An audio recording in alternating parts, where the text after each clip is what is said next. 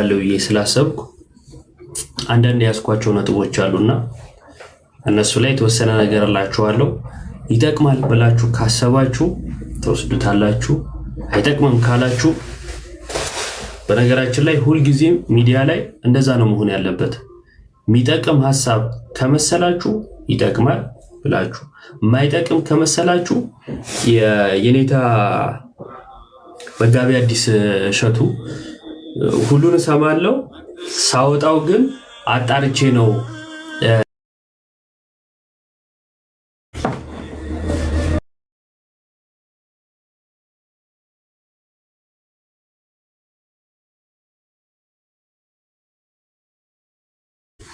ብዙ ነጥቦች ውስጥ ስላሉ ማለት ነው። ማህበራዊ ሚዲያ አጠቃቀም አንደኛ ግብ ሊኖረው ይገባል ብዬ አስባለሁ። ማህበራዊ ሚዲያ ላይ ስንጠቀም ማህበራዊ ሚዲያን ስንጠቀመው የሆነ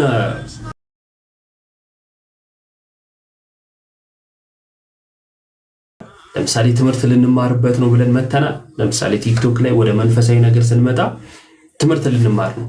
ስለዚህ ለሌላ ነገር ምን አይኖረንም፣ ጊዜ አይኖረንም ማለት ነው። እያገኛችሁት ነው ሐሳቤን። ሶሻል ሚዲያ ስንጠቀም ግብ ሊኖረን ይገባል። ከዛ ውስጥ አንዱ ለምሳሌ ትምህርት አገኝበታለሁ። ለምሳሌ ስብከት ሊሆን ይችላል።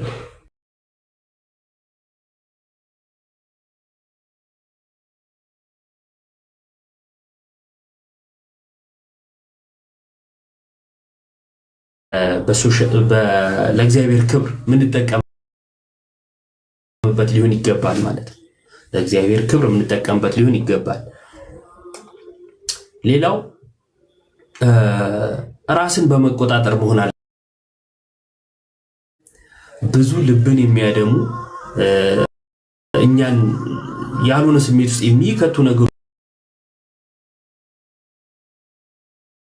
ሊኖሩ ስለሚችሉ ማለት ነው። ሶሻል ሚዲያ ላይ ቲክቶክን የምናየው ከሆነ ራሱን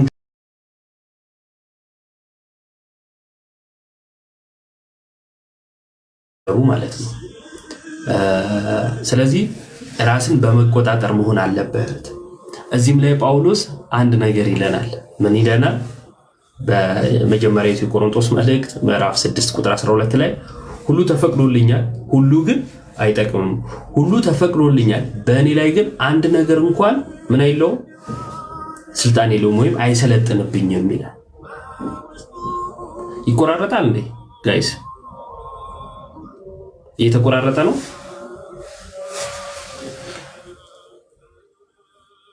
እሺ አንዴ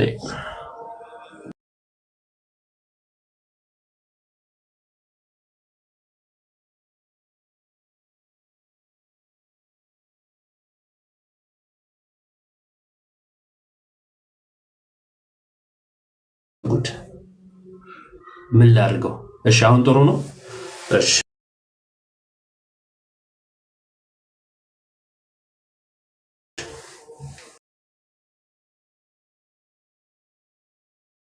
እንግዲህ ሌሎች ላይ እንዳይ። እሺ ስለዚህ ምን አለ ጳውሎስ? ሁሉ ተፈቅዶልኛል፣ ሁሉ አይጠቅመኝም አለና ሁሉ ግን በእኔ ላይ ሊሰለጥኑ አይችሉም፣ አይሰለጥንብኝም ማለት። ስለዚህ የሚሰለጥንብን ነገር እንዳይኖር ራሳችንን በመቆጠብ ልንጠቀም ይገባል ማለት ነው። የሶሻል ሚዲያ አጠቃቀማችን ምን መሆን አለበት? ራስን በመቆጠብ። ሁለተኛው ነጥብ ማለት ነው። ሁለተኛው ነጥብ የመጀመሪያው ነጥብ ምንድነው? መጀመሪያ ላይ ያየነው ግብ ያለው መሆን አለበት። ግብ ሊኖረው ይገባል። ሁለተኛውስ ራስን በመቆጠብ። ለምን አለ? ጊዜያችንን፣ ራሳችንን፣ ልባችንን እንዳንጎዳ፣ ለሌሎች መልካም ነገሮች ያለንን ተነሳሽነት እንዳይገልብን ራሳችንን በመቆጠብ ራሳችንን በመቆጣጠር የሆነ ሊሚት ሊኖረው ይገባል ማለት ነው አጠቃቀማችን በራሱ። ለምን? ሁሉ ነገር ቢፈቀድ እንኳን ሁሉ ጠቃሚ ላይሆን ስለሚችል ማለት ነው። ልክ ጳውሎስ እንዳለው ሁሉ ተፈቅዶልኛል፣ ሁሉ አይጠቅመኝም፣ ሁሉም ሊሰለጥንብኝም አይገባል አይደል? አንድ ነገር እንኳን አይሰለጥንብኝም ነው የሚለው። አሁን ሁላችን ራሳችን እንድናየው ፈልጋል። የሆኑ የሰለጠኑብን ነገሮች አሉ ማለት የሆነ የገዙን ማለት ነው ሱስ የሆኑብን ለሆነ ነገር ተገዢ ያልሆንም ትምህርት ያለበት ቤት እየደበረን ነገሮች ሌሎች ነገሮች ያሉበት ቤት መሄድ እንትን አይለንም አያነሳሳንም። ሰው የሆነ ነገር ሰልጥኖብናል ማለት ነው። ሁለተኛው ነጥብ ራስን በመቆጣጠር መሆን አለበት። ሶስተኛው ሰውን የሚገነባ አይነት አጠቃቀም ሊኖር ይገባል። ሰውን በሚገነባ መልኩ መሆን አለበት አጠቃቀማችን። ሰውን ማቆሸሽ፣ ሰውን መናቅ ምናምን እንደዚህ አይነት ነገሮች ሊኖሩት አይገባም። ሰውን ማቃለል ሊኖሩት አይገባም። አጠቃቀማችን እጅግ በጣም መንፈሳዊ በሆነ ቁጥር ወደ እግዚአብሔር ወይም ወደ መንፈሳዊ ነገር እየተጠጋን እንሄዳለን ማለት ነው። አጠቃቀማችን በራሱ ማለት ነው። ክፉ ቃል ከአፍ አይውጣ ይላል ጳውሎስ በኤፌሶን መልእክቱ ላይ። ስለዚህ በሶሻል ሚዲያ ላይ ሰውን የሚያቆሽሽ፣ ሰውን የሚያቃልል፣ ሰውን የሚያሳድድ አይነት ነገሮች የምናደርግ ከሆነ የሶሻል ሚዲያ አጠቃቀማችን ቀይ መስመር ስቷል ማለት ነው። ጥያቄ ምልክት ውስጥ ገብቷል ማለት ነው። ስለዚህ ሶስተኛው ነጥብ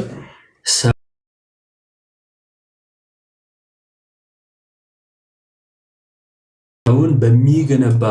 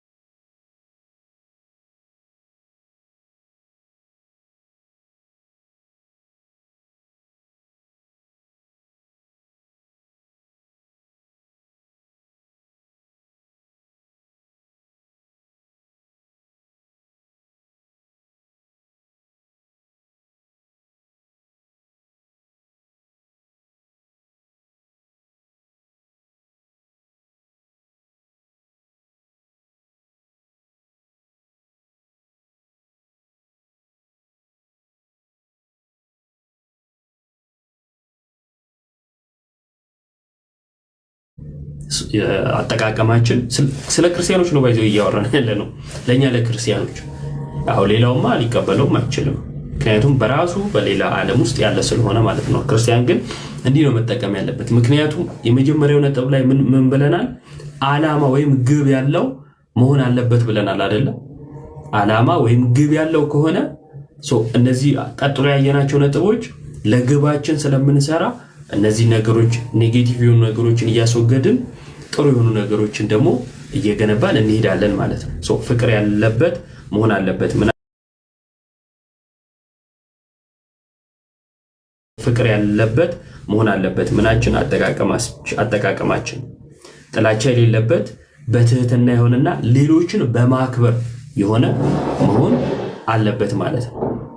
ምናችን የሶሻል ሚዲያ አጠቃቀማችን የመኩንትን ሲደርስ ንገሩኝ። ቆይ 2 ሰዓት ነው ያለው አይደለ? 2 ሰዓት ነው 2 ተኩል ያለው የመኩ ላይ 2 ሰዓት ወይስ 2 ተኩል? አሚን አመሰግናለሁ። 2 ተኩል እሺ። ስለዚህ ፍቅር ያለበት መሆን አለበት ማለት ነው አጠቃቀማችን።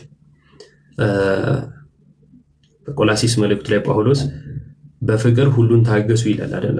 ስለዚህ በፍቅር ሁሉን ማሸነፍ ስለሚቻል ፍቅር የሌለበት አገልግሎት በራሱ አይጠቅምም። በመላእክት ልሳን ብናገር እንኳን ነው የሚለው። በመላእክት ልሳን ብናገር እንኳን ፍቅር ከሌለኝ ከንቱ ነኝ፣ እንደሚሿሿ ጽናጽል ነኝ ይላል ጳውሎስ። ስለዚህ ፍቅር በጣም አስፈላጊ ነው። የትኛውም ክርስቲያን አሁን የምንጠቀማቸው ነገሮች አሉ፣ ሶሻል ሚዲያዎች፣ እነዚህ ነገሮች ሁሉ ሲጠቀም በፍቅር መሆን አለበት። ለሁሉ ነው ታዲያ። ለሆኑ ሰዎች ፍቅር፣ ለሆኑ ሰዎች ጥላቻ መሆን የለበትም። እሱ ክርስትና አይደለም። አንዳንድ ሰው ይገርመኛል። እንደ ክርስቲያን አክት ያደርግና መውደዱ ለሆኑ ሰዎች ይሆንና ለሆኑ ሰዎችን ይጠላል። እንደዛ አይደለም። እነዚያ ክርስቲያን ወንድሞች ናቸው። እነዛ ክርስቲያን የተባሉት በክርስቶስ ደም ነው። እወዳቸዋለሁ የምንላቸውም የተዋጁት የመጡት ወንድም የሆኑት በክርስቶስ ደም ነው። ስለዚህ ክርስቶስ ለሁሉ እኩል የሆነው ደሙን ካፈሰሰ እኛ ማንንና ነው አበላልጠን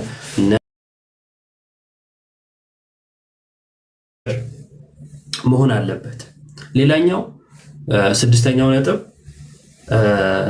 ራስን የሚጠብቅ መሆን አለበት። ራሳችንን በመጠበቅ ለምሳሌ የህይወት ግላዊ የሆኑ የህይወታችን ነገሮች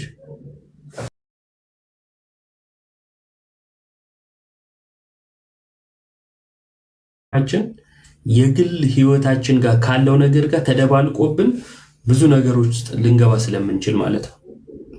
ሁላችሁ ታውቃላችሁ፣ ትታዘቡታላችሁ ብዬ አስባለሁ። ለምሳሌ ሶሻል ሚዲያ ላይ በትዳር ውስጥ ያሉ ሰዎች ብዙ አለን።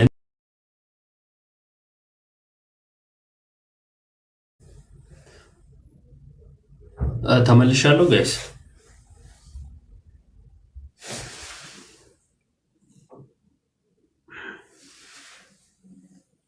ተመልሻለሁ፣ እሰማለሁ። እሺ፣ ስለዚህ በቻለው መጠን የግል ከተባለ በቃ የግል ህይወት ነው፣ የማህበረሰብ አይደለም። እና ማለት የሶሻል ሚዲያ እንትን አይደለም። እና በቻለው መጠን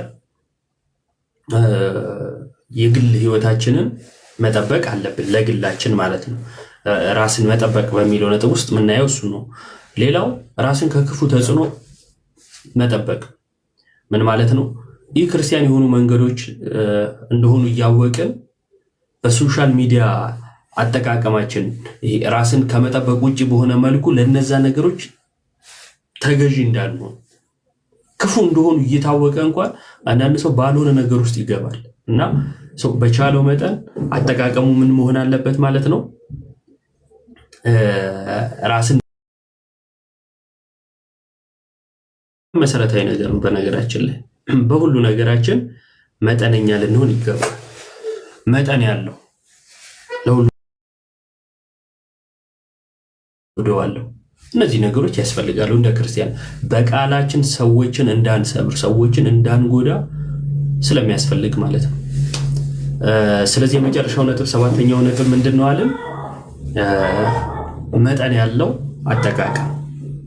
ለምሳሌ ዝም ብለን ቲክቶክ ላይ ገብተን ሁላችን ጋር ያለ ችግር ነው። በነገራችን ላይ ለእኔም ጭምር ለሁላችንም ነው ስናገር። ለ5 ደቂቃ ዝም ብለን ስክሮል እያደረግን ቪዲዮችን ስናይ ፍሬ ላናገኝባቸው እንችላለን። ዝም ብለን እያሳለፍን ማየት፣ እንስቃለን፣ እናዝናለን፣ እንስቃለን፣ እናዝናለን፣ እንገረማለን እያልን ነው የምናልፋቸው በቪዲዮቹ ማለት ነው። የተለያየ ቪዲዮ ስለሚመጣ አንድ ነገር ላይ ቆም ብለን ትምህርት የምናገኝበት ማይሆነው ለምንድን ነው? ቅድም እንዳልኳችሁ የሶሻል ሚዲያ አጠቃቀማችን ስህተት ስላለበት ነው ማለት ነው። ታርጌት ቢኖረው ለምሳሌ ትምህርት ቢሆን መጀመሪያ ያየነው ነጥብ ማለት ነው። ትምህርት ቢሆን ዝም ብለን እያሳለፈን ጊዜያችን አናባክንም፣ እንማራለን ማለት ነው። ያው ብዙ ጊዜ ላይቭም ስንገባ ከወንድሞችም ጋር ትምህርት እናነሳለን አይደለ? ትምህርት ላይ በጠነከርን ቁጥር ለራሳችንም ለሰዎችን መዳን ምክንያት እንሆናለን። ስንጠየቅ የማናፍር እንሆናለን። አንዳንድ ሰዎች አሁን መንገድ ላይ ተይዘው ሲጠየቁ ለመመለስ የሚቸገሯቸው ነጥቦች ምናምን እናያለን አይደለ? እጅግ በጣም ቀላል የሆኑ ሁሉም ክርስቲያን ሊያውቃቸው የሚገባ ምናምን ከባድ ነው። እና እንደዚህ አይነት ነገሮች መሳት አስታውሳለሁ። አንድ ሚዲያ ላይ አንድ አርቲስት ነች እና ጥያቄ ገና አካባቢ ማለት ነው ጌታ ልደት አካባቢ ላይ በኦርቶዶክስ ቤተክርስቲያን አስተምሮ መሰረት ጌታ ኢየሱስ ስንት ልደት አለው የሚል ጥያቄ ተጠየቀች። አንድ ነው አለች፣ በኮንፊደንስ ማለት ነው። እና አንድ ነው አለች። ከዛ ሌላኛው አርቲስት ነገር እንደዛው መለሰው ማለት ነው። ከዛ ያንን ከመቀበል በኋላ እሷ እንዴት ሆኖ ወደ ማለት ገባች ማለት ነው። ለመሰላችሁ ቀድመን ማወቅ አለብን። ቀድመን ማናቅ ከሆነ በተለይ በሰዎች መካከል አለማወቃችን ሲገለጥ ሰዋዊ እንትናችን ይወጣና አለማወቃችን ወደ ማወቅ ከማለት ይልቅ ለመሸፋፈን ምናምን ስንሄድ ብዙ ስህተቶችን ስለምንሰጥ ማለት ነው። መጠን ያለው መሆን አለበት። ማህበራዊ ሚዲያ መሳሪያ ነው መሆን ያለበት። ለምን? ግብ ስላለ መጀመሪያ ያየነው ነጥብ ማለት ነው። ግብ ካለ መሳሪያ እናደርገዋለን። በሁሉ ነገር ውስጥ ዋናው ህይወት ነው፣ የራሳችን ህይወት። ስለዚህ ልንጠብቀው የሚገባ ፐርሰናል ጉዳዮች አሉ ምናምን ቅድም እንዳልኳችሁ ማለት ነው። ከልክ ያለፈ ነገር ሁሉ ደግሞ ጉዳት አለው፣ ውጤቱ ማለት ነው ጉዳት አለው። ስለዚህ በጥበብ የምንጠቀም ከሆነ ምን እናገኝበታለን? በረከት እናገኝበታለን። የሆነ የምናገኝበት ነገር ይኖራል ማለት ነው። ስለዚህ ሶሻል ሚዲያ አጠቃቀማችን እንዲህ መሆን አለበት ብዬ አስባለሁ። እናንተስ? ብዙ ነገሮች ካጠቃቀም ጉድለት ስለሆነ ማለት ነው ከብዙ ሰዎች ጋር የሚያቀያይሙ፣ ከብዙ ሰዎች ጋር የሚያጣላን፣ ብዙ ሰዎችን ባልሆነ መልኩ ምንፈርጀው በሆነ መልኩ ምናምን ብዙ ነገሮች አሉ እና ልነግራችሁ የምፈልገው ነጥብ ምንድን ነው? የምታዩት ሁሉ ያ ነገር ነው ወይም ልክ ነው ማለት አይደለም። የታየ ሁሉ ልክ ሊሆን አይችልም። አይደለም። በተለይ ሶሻል ሚዲያ ላይ ብዙ ነገሮች ፌክ ናቸው። ብዙ ነገሮች ሰው በህይወቱ ማይኖረውን ወጥቶ የሚያወራው እኔንም ጨምሮ ሁላችንም ማለት ነው። የሚያሳየን ቀርጾ የሚያሳየን ማይኖረው ነው። ቅድም ያልኳችሁ ይሄ ፐርሰናል ላይፍ ከማሳየት አንጻር ለምሳሌ ካፕል ሆነው ምናምን መጥተው ሲያሳዩን በቃ ያጓጉናል ምናምን። ሁሉ ያ ነው ማለት አይደለም። ህይወት ማለት ህይወት የነዛ ሰዎች ህይወት በቃ ሁሉ ካሜራ ላይ እንደምናየው ነው ማለት አይደለም። በጣም ተቃራኒ ሆነ እጅግ በጣም የሚከብድ ላይፎች ይኖራሉ የሚያሳልፉት፣ ግን አያሳዩ ነው። ስለዚህ ሶሻል ሚዲያ ችግር አለው ማለት ነው። ዝም ብለን የህይወት መርህ ልናደርገው አንችልም። የሰዎችን እንትን አይተን የሆነ ቻሌንጅ የሌለው ሁሉ ነገር አልጋ በአልጋ የሆነ እንዲመስለን እያደረጉን እንዳይሆን መጠንቀቅ አለብን ማለት ነው። እና ሁሉ ነገር ፌክ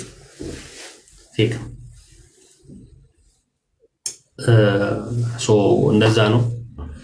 እዚህ ጋር መጽሐፍ ቅዱስ ከፍተን ምናምን ስላወራን ወይም ደግሞ እንደዚህ የሆነ ነገር ስላደረግን ብቻ በምናደርገው ነገር እኛ ጥሩዎች ንጹዎች ምናምን ተብለን የምንሰየም ላንሆን እንችላለን። ስለዚህ አይምሮ አለን እያንዳንዳችን ስንሰማ ምንሰማውን ነገር በምን ማየት አለብን? በአንክሮ ማየት አለብን። እንዴት፣ ለምን መጠየቅ አለብን። አይምሮችን ጠያቂ መሆን አለበት። ሁሉን ዝም ብለን መቀበል፣ ሁሉን ማመን፣ ሁሉም ጋር እየሄዱ ልክ ነው፣ ሁሉም ጋር እየሄዱ ጀግና፣ ሁሉም ጋር እየሄዱ ትክክል ምንል ከሆነ አስቸጋሪ ነው።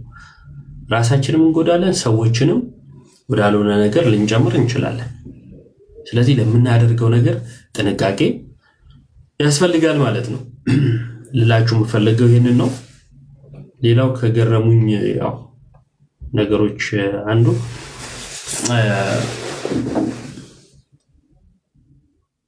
የአግማስ የተባለ አንድ እንትን ፌስቡክም ላይ ጽፌ ነበረ ትላንት ከትላንት ወዲያ ስለገረመኝ የሆነ እርዳታ ተረድቶ ጎንደር ላሉ እንትኖች ከዛ አንድ ባለሀብት ይረዳል። የዛም ባለሀብት ብር አንቀበልም ይላሉ። ልነግራችሁ የምፈልገው ነጥብ ምንድን ነው? እንትኑ መግለጫውን አይቼዋለሁ እና መግለጫው ላይ ከሃይማኖት ነፃ ስለሆነን ይላል፣ ከፖለቲካ ነፃ ስለሆነን ይላል እና እንትኑን ገብቻ ያየሁት የቲክቶክ እንትናቸው ሙሉ ሙስሊሞች ናቸው የሚያስተዋውቁት፣ ሙሉ ሙስሊሞች ናቸው የሚሰሩት። እዛ ላይ የተለቀቀው ላይ ነው የምላችሁ እና ከሃይማኖት ነፃ ስለሆነን ከፖለቲካ ነፃ ስለሆነን አሉ። የሆነ ሰው ፖለቲከኛ ስለሆነ ብሩን አልቀበልም ማለት ራሱ ፖለቲከኛ እኮ ነው። ፖለቲካ ማለት ፖለቲከኝነት ነው። ለምን መሰላችሁ? ማለት አናሳነት ነው አስተሳሰቡ በራሱ። ምክንያቱም እሱ ፖለቲከኛ ነው ያልከው የእሱን ነገር ወደ ፖለቲካ ለመተርጎም አንተ የዛ ነገር ሀሳብ አለ ማለት እኮ ነው አይደለ? ስለዚህ ያንን ስለ ራሱን የፖለቲከኛ ነኝ ማለት ነው። ፕላስ ደግሞ ሰው ከፖለቲካ ሊርቅ ይችላል።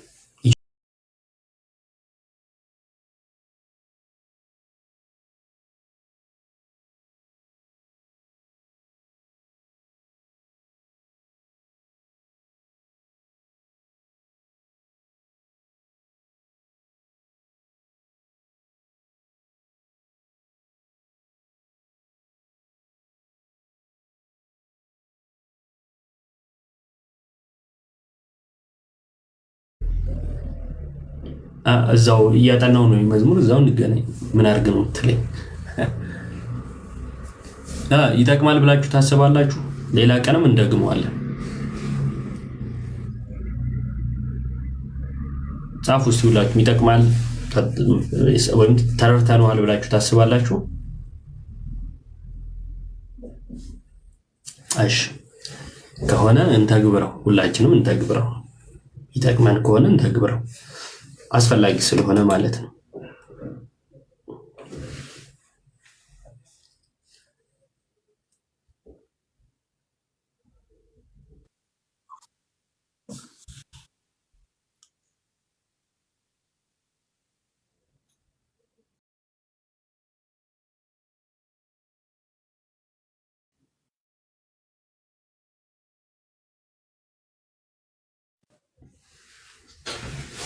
እሺ መዝሙር እንሰማለን። እስከዛው ግን እኔ እንደው አንድ እንትን እንገራችሁ። ኢጃት ያው ታዋቂ ማህበር ነው አይደለም? በቤተክርስቲያናችን ውስጥ ያለ ትልቅ ማህበር ነው። እንደ ማህበረ ቅዱሳን እንደ ሌሎቹ ማለት ነው። ማህበረ ቅዱሳንም ራሱን የቻለ ትልቅ ማህበር ነውና የኢጃታ እንትን በጣም እየገረመኝም ስለሆነ ነው እና ቢደገፍ ሰዎች ሐሳባቸውን እንትን ቢሉ እንደ አቅማቸው ቢደግፉት ምናምን ትልቅ እንትን ቃል እንዴት ነህ? ሰላም ነው ወይ? እግዚአብሔር ይመስገን። እሺ እና ትልቅ ተቋም ነው። ብዙ የሚሰራቸው ነገሮች አሉ እና ቢደገፍ የምር ብዙ ለውጥ ያመጣል ብዬ አስባለሁ። ወደ ቤተክርስቲያን ተመላሾችን ያስተምራል። ትላልቅ የጉባኤ ቤቶችን ይደግፋል። ደግሞ የተማሩ ሰዎች ያሉበት ትልቅ ተቋም ነው እና የምር ልንደግፉ ያስፈልጋል ብዬ አስባለሁ። ብዙ ስራዎች አሉ፣ ገብታችሁ ተመልከቱ። የአላፋት ዝማሬ ብቻ አይደለም እንትኑ ስራዎቹ ማለት ነው። ብዙ ስራዎች አሉ። ከማህበሩ ስራዎች መካከል አንዱ ነው አላፋት ዝማሬ፣ የአንድ ቀን ማለት ነው። ሁልጊዜ የሚሰሩት ግን በጣም ብዙ ስራ አለ። እንደ ባለ አእምሮ ቆም ብለን ቤተክርስቲያን እንደመጥቀም ትውልዱን እንደመጥቀም እናስብ ከሆነ ቆም ብሎ ማሰብ ያስፈልጋል። ይሄ ሆይታ ምናምን አያስፈልግም። ምንድነው እየተሰራ ያለው? ማሰርቶታልስ? ስራው ይጠቅማል አይጠቅምም? መታየት ያለበት ሰው በስራው ነው መመዘን ያለበት። ዕቅበተ እምነት ላይ በጣም ነው የሚሰሩት፣ ብዙ ነገር ላይ ነው የሚሰሩት እና ገብታችሁ ተመልከቱ ስራቸውን ካስፈለጋችሁ። በብዙ የሚዲያ አማራጮች የመጡ በጣም የዘመኑ ማለት ትውልዱ ጋር መድረስ የሚፈልጉ ናቸው። እንደ ፍላጎታቸው ደርሰዋል፣ ይቀራቸዋል ብዬ አስባለሁ። በአንድ እንደዚህም ሊደርሱ አይችሉም፣ አጭር ጊዜ ስለሆነ ማለት ነው። ግን ወጣቱ ጋር እንዴት መድረስ አለብን የሚለውን፣ እንዴት ጆሮውን መያዝ እንችላለን፣ እንዴት ወደ ትምህርት ልናመጣው እንችላለን የሚለው በደንብ እንደሚያስቡበት ብዙ አመላካች ነገሮች አሉ። ታዲያ እንደዚህ አይነት ማህበር ካልተደገፈ ማን ይደገፍ? እና ነገሮችን አጥበን አናያቸው። የሆነ ሰው እንደዛ ስላሰባቸው ናቸው ማለት አይደለም። የሱ አስተሳሰብ ሊሆን ይችላል እና ማንንም አይንዳል። በነገራችን ላይ ማንንም አይንዳል። ቆም ብሎ ማሰብ ጥሩ እና ትልቅ ማህበር ለኔ እኔ እንደተረዳሁት እንዳየሁት የመላእክት ስብስብ ስላልሆነ አይገባም ብለን ልንልም አንችልም። የሰዎች ስብስብ ነው። ስህተቶች ሊኖሩ ይችላሉ። ዝም ብሎ አምልኮም እንዳይሆን ማለት ነው። እንደዛም እንዳይሆን ዝም ብሎ በቃ እነሱ ካሉ ልክ ነው አይነት ነገር ውስጥም እንዳንገባ። ሰዎች ናቸው፣ ሊስቱ ይችላሉ። ግን ስራቸው ትልቅ ዛሬ ትውልዱ ጠያቂ ነው። ዝም ብለን እንደ ድሮ መመላለስ አንችልም። ስለዚህ ትውልዱ በትምህርት መታነጽ አለበት። እምነቱን ማወቅ አለበት። ምንድነው ምናምነው? ዶግማችን ምንድነው? ቀኖናችን ምንድነው? ከሌሎቹ የሚለየን ምንድነው? ማወቅ አለበት። በጣም የሚገርም ነው። ስንት የተወደዱ መዝሙሮች እያሉ፣ ስንት የተወደዱ ሰባኪያን እያሉ የጴንጤ ሰባኪ ያለውን ተከትሎ ዋስ ማን ነው? ቤተክርስቲያን ውስጥ ነጠላ ለብሶ ዋስ ማን ነው በሚለው ቪዲዮ ሰርቶ ይለቃል። አያችሁ አለማወቃችን የት እንደደረሰ። ምክንያቱም ቀጥሎ የተናገረውን እንኳን የመስማት የትምህርት ብቃት የለውም ያ ሰው የራሱን ትምህርት ስላላወቀ እኮ ነው እንጂ ምንድነው ያለው ዋስማ ነው ምናምን ካለ በኋላ ኢየሱስ ያዳነን ከሰይጣን እኮ አይደለም ከእግዚአብሔር ነው ይላል። ይገብቷችኋል? በዚህ እንትን የለቀቃችሁ አርቲስቱ አልቀረ ደና የምትሏቸውም አልቀሩም። በጣም ብዙ ሰው ነውና ኢየሱስን ዋሴ ነው ለማለት የጴንጤን ስብከት መጠቀም አለብህ ማለት ነው። እንዴት ይሆናል? ቤተክርስቲያናችን ትምህርት የላትም? ነገር ክርስቶስ ላይ አታስተምረው? ያማሩ ቃላቶች የለዋትም ነው ወይስ አለማወቅ? የላትም የምትሉ ከሆነ መነጋገር እንችላለን። ከሺህ ዓመታት በፊትም የተጻፉ ጽሁፎቿም ጭምር ማለት ነው። እንደው የሆነ አሁን ተጨመረ ምናምን እንዳይባልም ጭምር በደንብ ቤተክርስቲያናችን የምታስተምረው ነገር አለ፣ ትምህርት አለ፣ ቃላት አሉ። መጠቀም የምንፈልጋቸውን የቤተክርስቲያናችን መጠቀም እንችላለን። ነገር ግን የቤተክርስቲያናችን ትምህርት ካለማወቅ የእውቀት ክፍተት ነው። ተነስቶ ዋስ ማን ነው? ኢየሱስ። አዎ ዋሳችን ነው። ግን ባዩ ምን አይነት ትምህርት ይዞ በምን አይነት ኢንቴንሽን ነው የሚያስተምረው እና እኔ የምቀበለው እንዴት ነው? ጥያቄ ምልክት ውስጥ መግባት አለበት። ኢየሱስ ያዳነን ከእግዚአብሔር ነው ጋይስ ሰዎች። ኢየሱስ ያዳነን ከእግዚአብሔር ነው ከሰይጣን? ከእግዚአብሔር። ቃላቱ ራሱ በጣም ግልጽ ነው። አማርኛ ለሚናገር አማርኛ ለሚረዳ ራሱ ማለት ነው። ከእግዚአብሔር አድኖናል ይባላል። ያው ሰው በበደሉ አጥቶት የነበረው ልጅነት ነው አይደለም? ከእግዚአብሔር ራቀን ማለት ነው። እግዚአብሔር ማለት መንፈሱ የራቀን ልጅነትን ያጣን በሆነም ጊዜ ኃጢአት ሰለጠነብን፣ ስጋዊ ነገር ያደላብን ሆነን ማለት ነው። እና ለስጋ ተገዢዎች ሆነን ለዛ ነው ኢሳይያስ ጽድቃችን እንደ መርገም ጨርቅ ተቆጠረ ይላል አይደለ? ስለዚህ ከእግዚአብሔር ስለራቀን ምን ሆነን? ለኃጢአት ተሸናፊ ሆነን ክርስቶስ በሞቱ ወደ ራሱ አቀረበን። ከራሱ ጋር ከባህሪ አባቱ ከአብ ከባህሪ ሕይወቱ ከመንፈስ ቅዱስ ጋር አስታረቀን፣ ወደ ራሱ አቀረበን እንጂ ከእግዚአብሔር አዳነን ተብሎ እንዴት ይነገራል? ከሞት አድኖናል። አሁን የሞት ተገዢዎች አይደለንም። ሕያዋን ነን። ሞት አለ፣ የስጋ ሞት አይደለ? እርሱ እንኳን ግን የምንድን ነው? ወደ ከክርስቶስ ጋር ክርስቶስን ለብሰን በከበረ ስጋ ተነስተን ከትንሣኤ በኋላ ማለት ነው የማይሞት ሆነን ለመነሳት መሸጋገሪያ ነው። እሱ እንኳን ምንፈራው አይደለም። አሁን አንፈራ፣ ሞትን እንኳን አንፈራ፣ ምክንያቱም ወደ ክርስቶስ መሄጃ ነው። በብሉይ ኪዳን ግን ይህ ተስፋ የለም ነበር ማለት በዚህ ብርሃን ውስጥ አልነበሩም። አሁን በብርሃን ነን ያለ ነው። ስለዚህ ከሞት አትርፎናል፣ አድኖናል። ከሰይጣን አድኖናል። የሞትን መውጊያውን ሰበረ ብለህ ስታበቃ ከእግዚአብሔር አድኖናል አሜን ይባላል። ሰው ገደል ሲገባ እንዴት አብሮ ይገባል? ስለዚህ እንደ ቻሌንጅ የሆነ ነገር የሆኑ ሰዎች አንዳንድ ችግሮቻችን በጣም ስር የሰደዱ ናቸው። ብዙ ሰው ካለው ልክ የሚሆን ይመስለናል።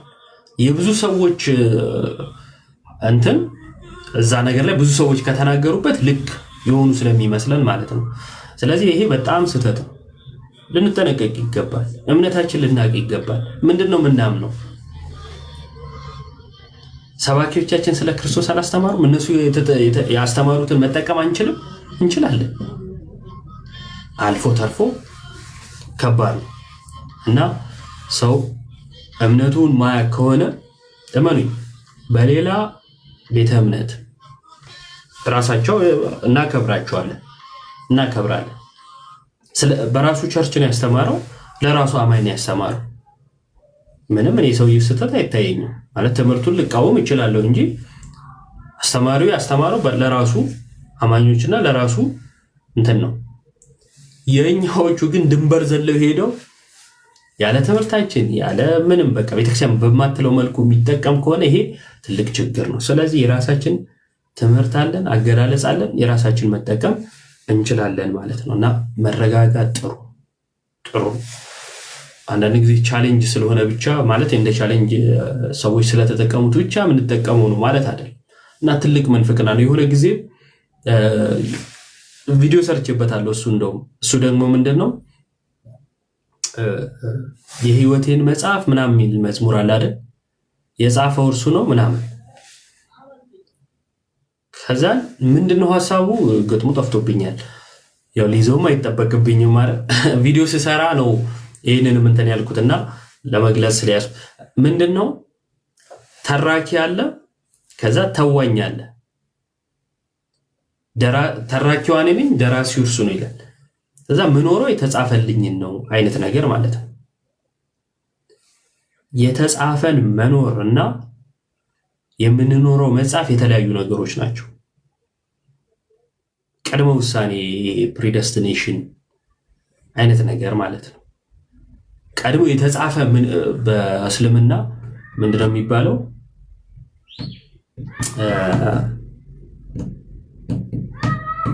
ጠፋኝ። ቀድር ይሉታል። በካልቪኒስቶችም ይታመናል፣ ሉተራኖቹም ካለ እንደምታውቁት። እና ቅድመ ውሳኔ አለ። ቀድሞ የተወሰነውን መኖር ማለት ነው። የምንድነው በነፃ ፈቃዳችን እኛ ስለፈቀድን አምነን ሳይሆን እኛማ ማመን የማንችል ሙት ሆነን ከዛን እንድናምን ያደርገንና ምናምን አይነት ነገር ማለት ነው። በእስልምናው እንደዛ ሙሳና አዳም ተከራከሩ። ከዛን ሙሳ አደምን ወቀሰው። በአንተ ምክንያት እኮ ነው ከገነት የወጣ ነው ከጀነት የወጣ ነው ምናምን ብሎ ይወቅሰዋል። ከዛ እኔ ምን ላድርግ ከመፈጠሬ ከ60 ዓመት በፊት አላህ ቀድሮብኝ ነው ወስኖብኝ ነው ይላል። ከዛ አሸነፈ ይላል። አደም አሸነፈ። ስለዚህ ቅድመ ውሳኔ ማለት ነው። እና ያ መዝሙር ገለጻው እንደዛ ነው ላችሁ የፈለኩት እሱ ነው። ገለጻ ያ ነው። እና ያንን ገለጻ ካለመረዳት ሲጠቀሙት ነበር። ትምህርት አለ። መጽሐፍ ቅዱስ ያስተማረን አባቶች ያስተማሩን ትምህርት አለ። ያ ትምህርት ዳኛ ነው እና መግለጫ አለ። ምናምነው እምነት የታወቀ ነው። የሆኑ ሰዎች ደስ ሲላቸው እስከዛሬ ይሄኛውን አላመነውም ማለት እስኪ ደግሞ በዚህኛው እምነት እንሞክረው እየተባለ እምነት አይታመንም። ይሄኛውንስ ብንሞክረው እንደዚህ እኮ አላመንም ነበር እየተባለ እምነት ይቀየራል? አይቀየርም። እምነት አለን፣ ማብራሪያዎች አሉ፣ የእምነት አባቶች አሉ ወዘተ ማለት ነው። ስለዚህ ምናምነው እምነት የታወቀ ስለሆነ የምናምነውን እምነት ትተን የማናምነውን ከሚያምኑት ጋር ተባብረን መታየት አይጠበቅብንም ማለት ነው። ልክ አይደለም። ጥንቃቄ ያስፈልጋል። እና ደራሲው እርሱ ነው፣ ተራኪዋ እኔ ነኝ ምናምን የሚባል በቤተክርስቲያናችን እንደዚህ አይነት ትምህርት የለም። በልምድ የተጻፈልኝን ነው የምኖረው ምናምን የሚል አገላለጽ በራሱ ልክ አይደለም። እሺ ኃጢአት ስትሰራ ስለተጻፈልህ ነው አይደለም። ስለዚህ ትክክል ያልሆነ ትምህርት ነው ማለት ነው። እና ጥንቃቄ ያስፈልጋል ብላችሁ ነው። እሺ አንድ መዝሙር እንሰማና እንለያያለን ማለት ነው። ሰዓት እየደረሰ ስለሆነ መኩታ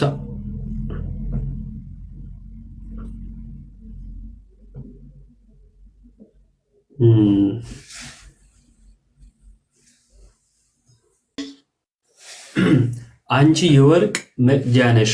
በደንብ ስሙ። እዚህ ጋር በጣም ይሄ ስጋዊን የሚያብራራው በነገራችን ላይ እና ራሱን መዝሙሩን ስትሰሙት ሁልጊዜ እንደምላችሁ ግጥሞቹን እየሰማን ከሆነ በጣም ቆንጆ ነው። እና አንቺ የወርቅ መቅጃ ነሽ። ልክ የሆነ ውሃ አለ የሆነ ነገር ውስጥ ለምሳሌ ምንጭ አለ አይደል? ከምንጭ በእቃ ሄደን እንቀዳለን አይደለ? አንቺ የወርቅ መቅጃ ነሽ፣ ውሃውን የወሰድንበት ማለት ነው። ቀጥሎ የሚለው ደግሞ ይሄኛውን ያብራራል። እሺ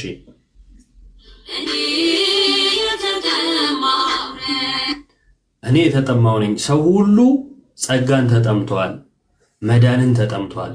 ምክንያቱም ከእግዚአብሔር ርቋል። በአዳም ምክንያት ወደ ዓለም የመጣ አዳማዊ ማንነት አለ አይደለ?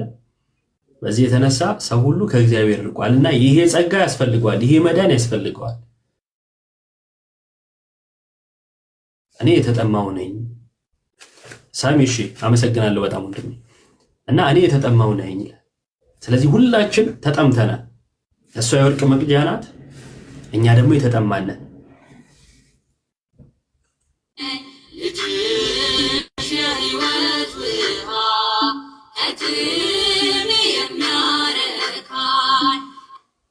ልጅሽ የህይወት ውሃ ነው ጌታ ኢየሱስ ክርስቶስ። ጠጥተን ምን ያልንበት የረካንበት። ሰው ክርስቶስን ያገኘ ክርስቶስን የጠጣ ሰው አይጠማውም፣ ሌላ መጠጥም አያስፈልገው። ምክንያቱም አንዴ ከጥማችን የሚያረካን የቁስላችንን ሰንኮፉን ነቅሎ የሚጥል ማለት ነው። ሌላ መድኃኒት የማያሻው መድኃኒት ነው። ክርስቶስን ያገኘ ሰው ሌላ ነገር አያስፈልገውም ማለት ነው። እና ይሄ ምንድን ነው ታዲያ ትርጉሙ ከተባለ ስጋዊ ነው።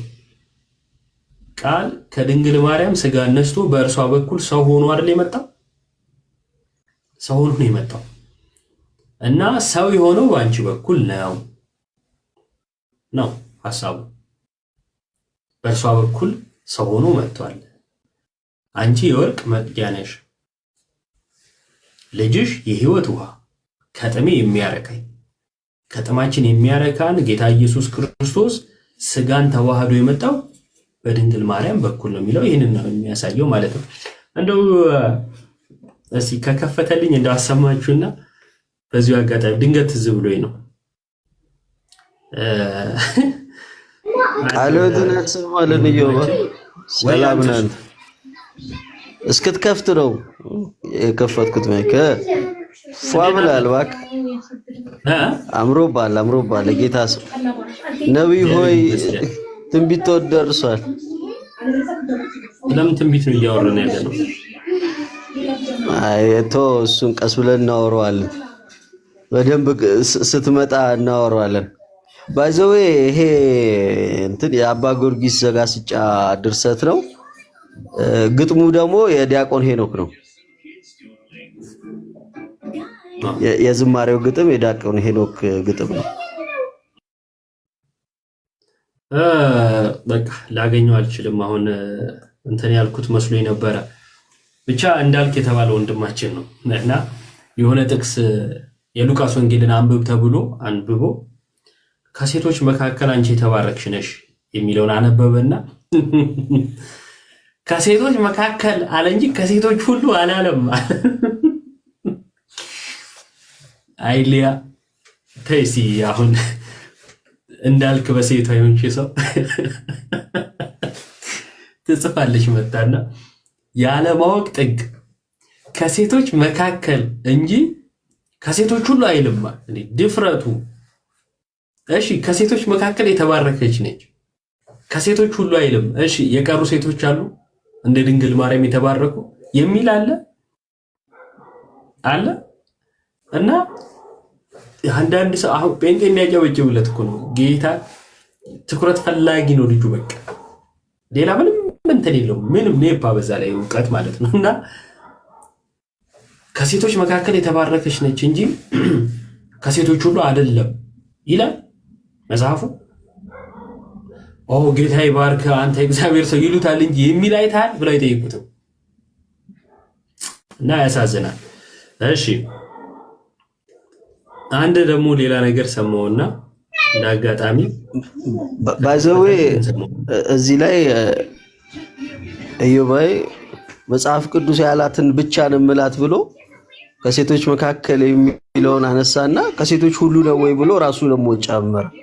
እዛ ላይ ልበቃልክ ራሱ ሐሳብ ጨምሮ ከዛ ፋላሲን የሚሰሩት በቃ አሁን ያንን ማለት ራሱ ያስፈልገዋል። ከሴቶች ሁሉ አይልም የሚለውን ማለት ለምን ያስፈልገዋል? የሚቃወመው ነገር አለ ማለት ነው። ስለዚህ ከሴቶች ሁሉ እሷ ንጹህ አይደለችም ብሎ ያምናል፣ ወይም ብጽዕት አይደለችም ብሎ ያምናል ማለት ነው የሚል አለ። ግን በጣም የሚገርመኝ በዘመኑ አሁን ምን እናምናለን? በቃ አምላክ ሲሆነው ከድንግል ማርያም ነው የምናውቀው፣ ይሄንን ነው። ከዛን አይ ከሌላም ሴት እኮ ሊወለድ ይችል ነበር ይላሉ። አልተጻፈ አላለ። ለማርያም ሰው ጥላቻ ከሌለው በቀር አማራጭ ፈልጎ የማይሆን እኮ ነው። አሁን አይሆንለትም እኮ ሌላ አማራጭ አግኝቶ ቢመጣ አሁን አይሆንለትም። አንድ ሆኗል። በቃ የማይደገም ሚስጥር ነው። ሌላ አማራጭ ፈልጎ ደክሞ መጥቶ ከሌላ ምናምን ጊዜው ነው ብሎ አዋክ ነው ማለት ነው። ለማርያም ካለው ጥላቻ እንጂ ሌላ ምንም አይደለም።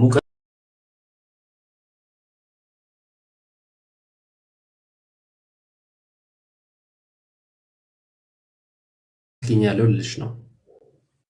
እሺ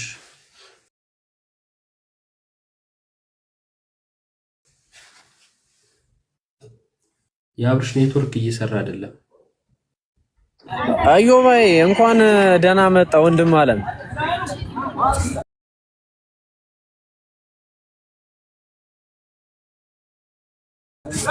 አብርሾ እንዴት አለ?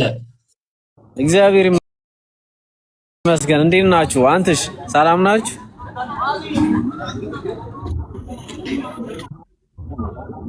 አምላክ ይመስገን አለው። አዮባይ እንኳን ደህና መጡልን ብራዘር።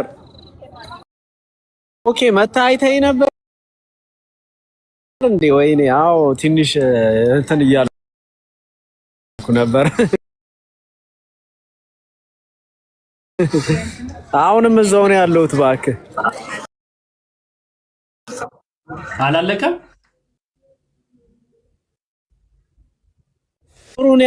ዲኮር እኔ አይደለሁም የሰራሁት። እኛ እንትን እዚህ ህንጻ ግዢ ኮሚቴ ውስጥ አለውኝና እዛ ተፍ ተፍ እያልኩ ነው። እባክህ እኔ ደግሞ አንቺ መስለሽ ነው አንተናንም በሱንም ሳይ ስለነበረ እንደዛ መስሎኝ ብለን ያው ጓደኞቻችን ስለሆኑ አየት እናርጋቸው ብለን እንሄድ ነው። አይ አሪፍ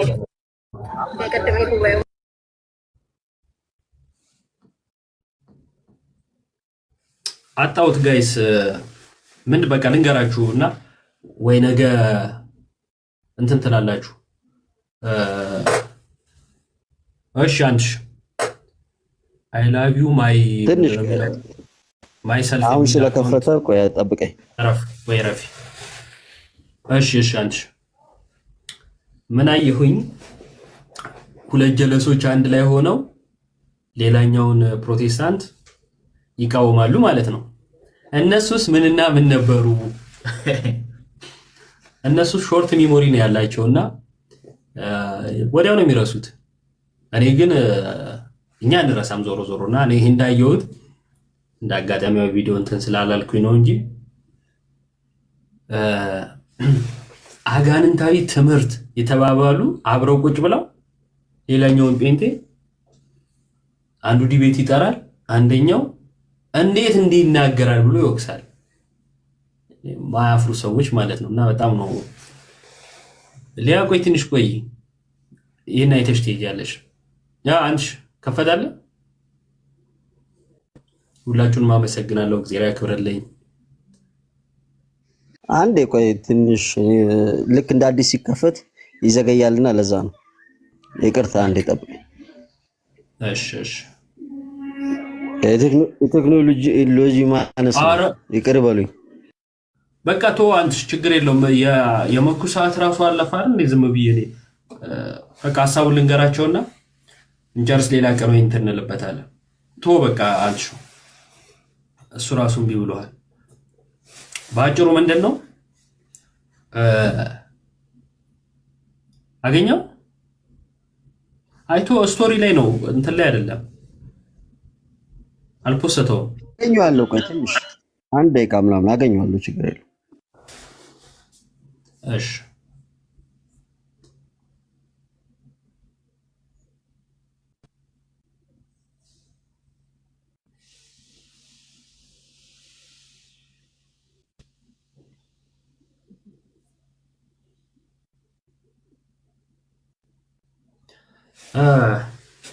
አይዲማ ቪዲዮ እንዲታይ ቪዲዮ የሚታይ ከሆነ ቪዲዮ ላይ አይተው እንትን እንዲሉ ነበረ ሐሳቡ።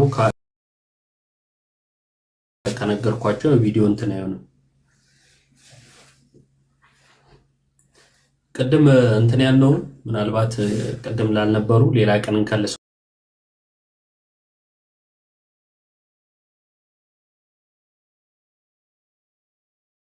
ተስፋ ስለ ተስፋ ትንሽ የሆኑ ነገሮች እናነሳለን። እሺ እሱን ደግሞ ሌላ ቀን። እሺ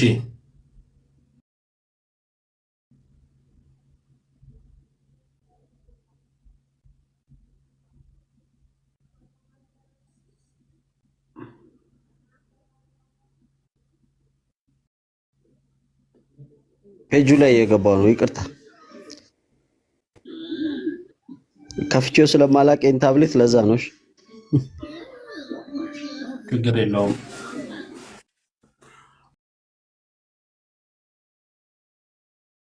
ሁላችሁንም አመሰግናለሁ። በዚሁ አጋጣሚ እግዚአብሔር ያክብርልኝ። በውስጥ የጻፋችሁልኝ፣ የደወላችሁልኝ፣ በጸሎት ያሰባችሁኝ ሁላችሁንም ከጎኔ የነበራችሁ እግዚአብሔር ያክብርልኝ፣ ከክፉ ይጠብቃችሁ። እሺ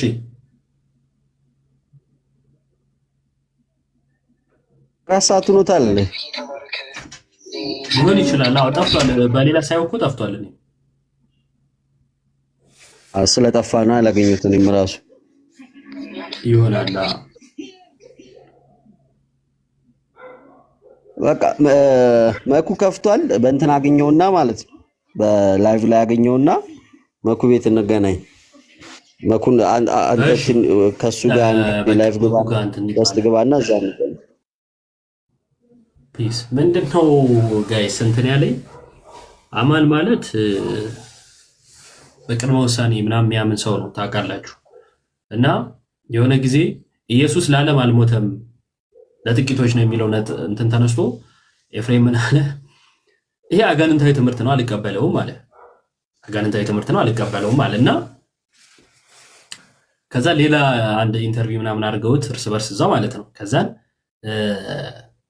ተጠይቀ ድጋሚ ሲጠይቅ እንደውም ይቅርታ አድርጉልኝ ምናምን ብሎ አጋንንታዊ ብቻ ሳይሆን ምናምን ብሎ የባልስ እንትን ብሎ ፍጹም አጋንንታዊ እንደዚህ ብቻ የሆነ እንደዛ አይነት አገላለጽ ገልጾ ተናገረ ማለት ነው።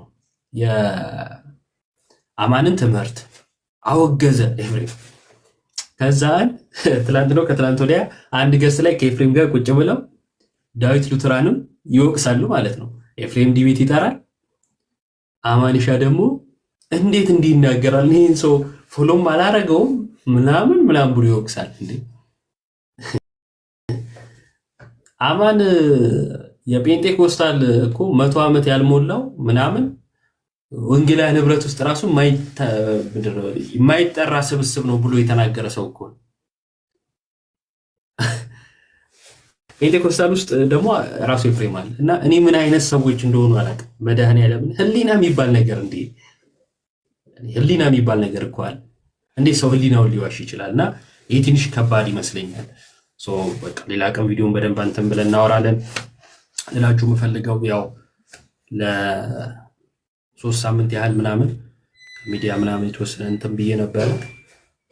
ያው ብዙዎቻችሁ ታውቃላችሁ የተወሰነ አሞኝ ነበረ እና እግዚአብሔር ይመስገን አሁን የተሻለ ጤንነት ላይ ነኝ ያለሁት። አንዳንድ የሚቀሩ ነገሮች አሉ። እሱም ከእግዚአብሔር ጋር እንትን ይለኛል ብዬ አስባለሁኝ አምናለሁም። በጸሎት ያሰባችሁኝ፣ በውስጥ የጠየቃችሁኝ፣ የጻፋችሁልኝ ለሁላችሁ መመለስ ስለማልችል በጽሁፍ ልመልስ አልቻልኩም ነበር። ግን በጣም ብዙ ሰው በጣም ከምነግራችሁ በላይ ማለት ነውና ለመመለስም ስለከበደኝ ያልመለስኩላችሁን ይቅርታ አድርጉልኝ። ስለጠየቃችሁኝ፣ ስላሰባችሁልኝ በጣም አመሰግናለሁ።